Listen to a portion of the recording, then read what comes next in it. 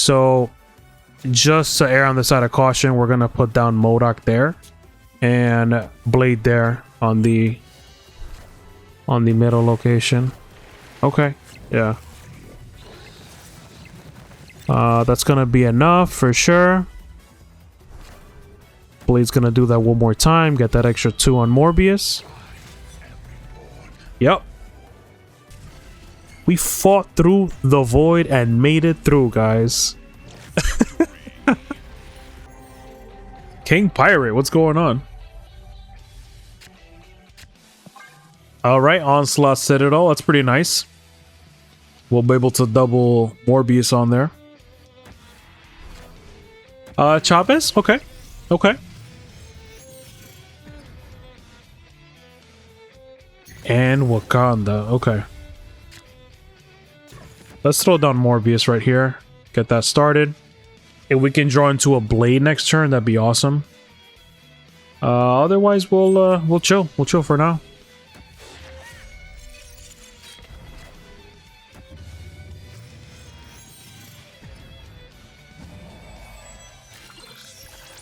Ooh. Wow, that makes things a lot better. Look at that. Okay, perfect timing, right? Yeah, let's throw down Gwenpool here. Hopefully she hits Daken. At least once. Twice. Let's go. Okay. So I think now is about as good a time to snap. Oh, undo that, undo that. Let's see. She's gonna discard the highest cost card, so there's gonna be Modok. Yeah, that's fine. That's fine. Okay. Gwenpool of themselves, alright. Let's see here. Yeah, we are eating good for sure. This Daken's gonna go up to 16. And this Morbius, let's see, 2, 4, 6, 8. Yeah, I mean a good 16, 20 by himself. When all things are done. Okay. Yeah, but we pretty much got this in the bag. It's clearly a Surfer deck, right? So really got this in the bag, especially with Blade too. After that, jeez. So Proxima is gonna leap to Utopia, of course. Are we gonna really like concentrate on Utopia though? 18 and 12 is 30, so I'm going to assume it's gonna be a Surfer into Absman. So that's fair. So let's do this instead. Let's Modok and Blade. Let's do that. Sage. Okay, that's a lot weaker actually. A lot weaker of a play, but look at that. Boom. Blade one more time. Yep, Morbius is gonna be 24 by time descends. There we go. Brolic. We got to see the 3 MVPs shine this game. Morbius kick-ass, of course, especially with Onslaught Citadel, that's for sure. So, you know, this deck doesn't have like an insane amount of tricks per se, but it is in a way pumping out a lot with a few cards, right? I mean, Proxima Midnight is there because she was discarded, obviously, but all the cards here are very good at what they do. This deck has clear-cut playlines. Sometimes holding on to that Daken for like a turn 5 is not too bad. I mean, it's not the most horrible thing to do if you have Gwenpool, because whatever, even if Gwenpool hits him one time, that's an extra 4 power.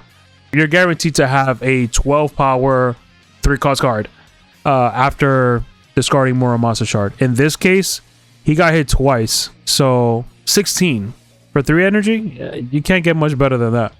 Game Pirate, good game, man. All right, Aatrox. So we're starting off with Morbius, Gwenpool, Silver Samurai, and Dracula. Not a horrible hand for sure. We can play Morbius going into turn 2. Hopefully get a discard activator at some point.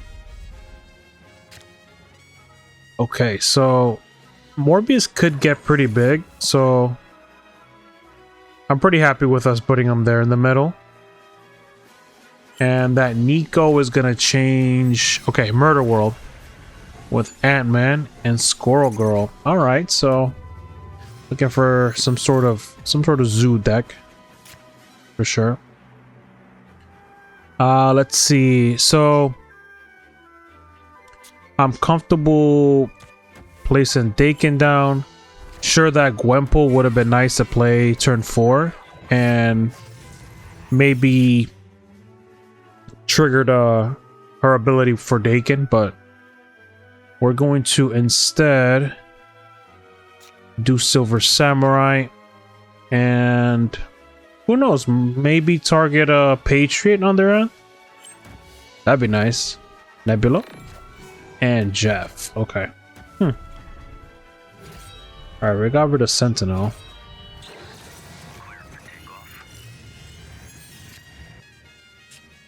Let's Gwenpool.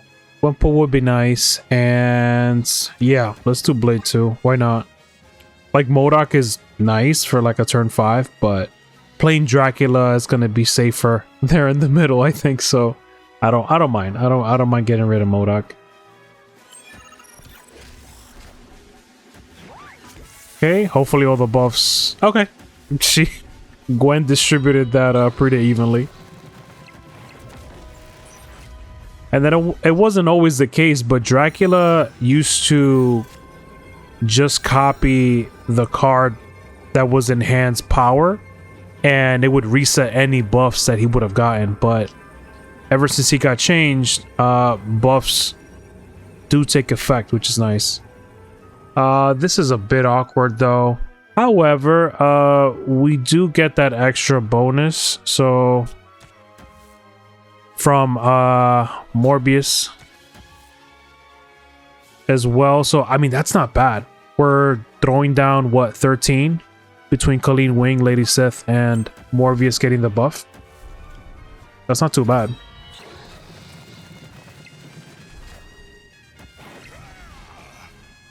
Okay, Khazar wasn't enough. Yeah, even with Blue Marvel and Khazar, it just wasn't enough to win that middle location. One big advantage that this deck has over decks that go wide like Zoo is that we do have quite a few powerhouses in the deck to help us out. Dracula would be primary, especially with Apocalypse in our hand. Morbius as well, obviously, can get up to crazy numbers. And now we have Gwenpool. So third option would be, you know, Gwenpool like hitting Daken 1 or 2 times. Could get pretty crazy pretty fast. Aatrox, good game, man. All right. Amazed Bagel 1203. What's going on? Uh-oh. So we got Kamartaj and our opponent's avatar is Wong. So that could be dangerous. I don't know. Do you? So yeah, Castle Blackstone is really nice, but I prefer to do Daken for now. We'll be able to get more out of that, I feel. This is lowest power card, right? All right, kid. All right. Yeah, I figured Silver Samurai is the best bet here. We'll get rid of both of our shards and also get rid of 2 of their cards. Hopefully that's a quick retreat. There goes negative. So, it's turn 4 and they opted not to negative. They opted to Wong instead. Okay. All right. Yeah, let's do Gwenpool and Blade here, so that Midnight can go in the middle. That's how we'll take care of that. Yeah, we're getting a lot of mileage out of Camartage. They probably will too, assuming they can get magic out.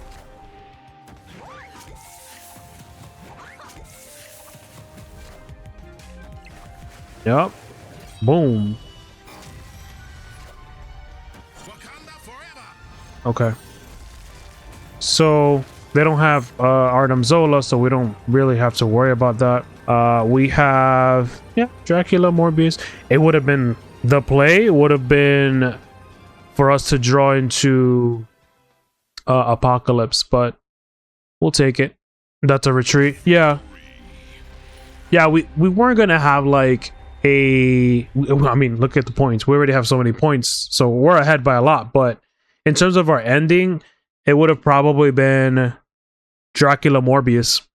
This would have been a really good turn 6. I mean, 18 power. Not a lot of decks can boast about doing something like that with just combination of different cards like this. So overall, it was a great Silver Samurai play. I feel that that's what really won us the game. It's just a great inhibitor for these decks that rely on your Iron Man, your Mystiques, your Arnim Zola.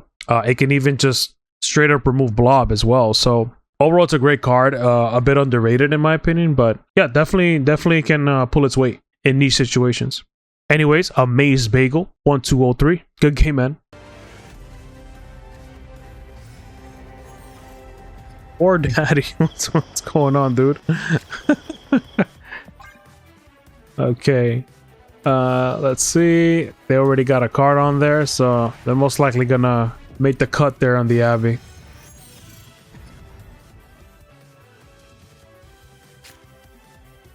So we're gonna chill, because if we play Colleen Wing, then it gets rid of Sif, and we don't want that. We want to be able to use that. Okay. Damn, Washington DC too, helping them out. So we can do Lady Sif to grow Apocalypse, or we can do Daken and then flow into Silver Samurai after that. I do like that idea more. So it'll make sure that we get rid of hopefully some of their bounce potential. Yep. And that's Silver Samurai. Okay, this is a full-on bounce Annihilus deck. All right. So unfortunately, our Dracula got hit, so wasn't expecting that. But that can happen. That can happen. Let's see.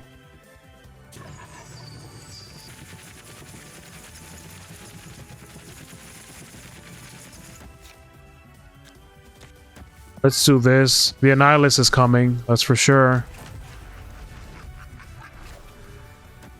But that's why I put both Daken and Morbius on there. Just because we're going to need that firepower. Okay. So there could be like a Galactus coming down on the right location, maybe.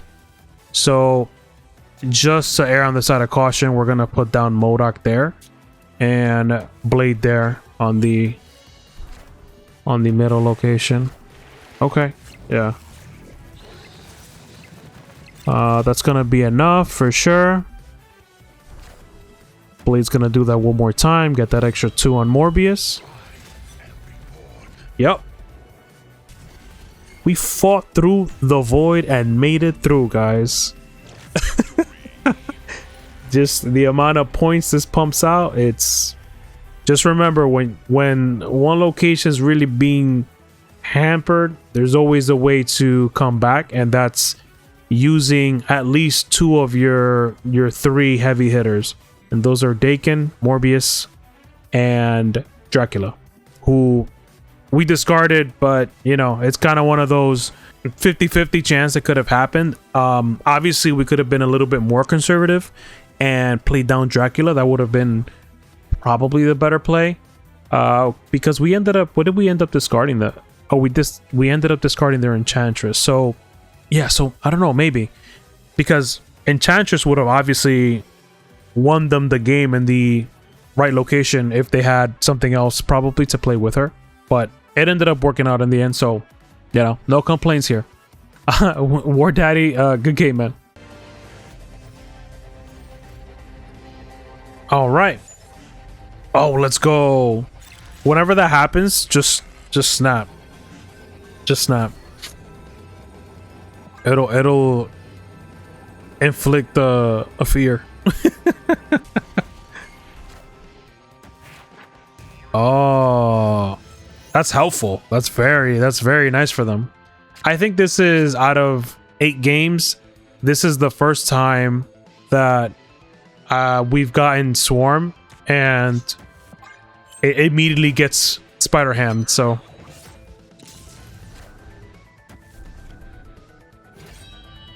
okay.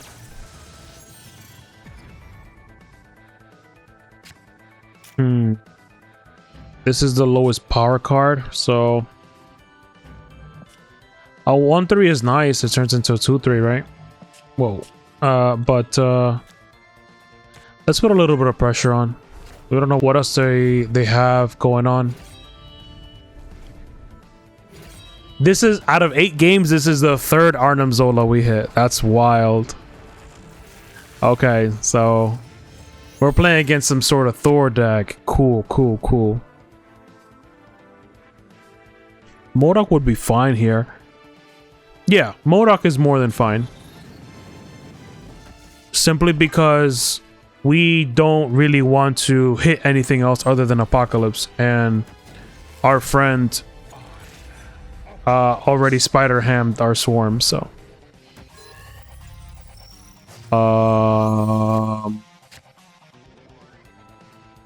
okay.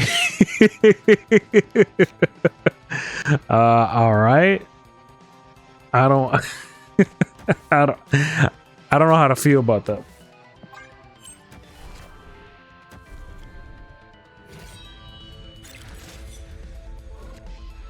Oh, okay. You know what? They might have thought, gotten confused with the interaction. You know, they saw.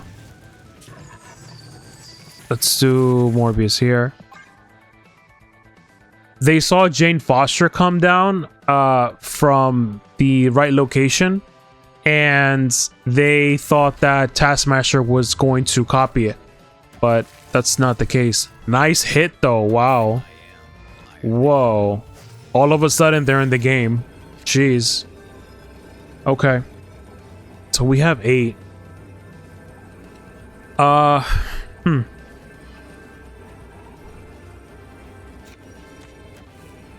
That's it, right? I mean, nothing else we can really do. We're not gonna play Apocalypse on the left because they could just play one card and beat us there, and we're just gonna be even. So nope, we got an 18 power Apocalypse. No way. That was great.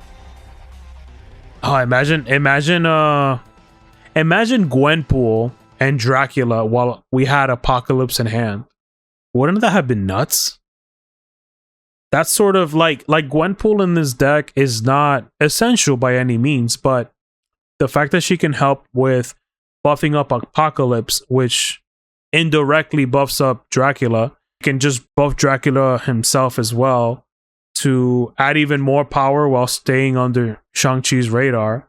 She can buff Swarm, and then the copies that get added back also bring that extra 2, 4, 6, however many times he got hit. And then Daken as well. Daken also benefits a lot from that, from Gwenpool, because all of a sudden the 2 or 4 or 6 become 4, 8, or 12.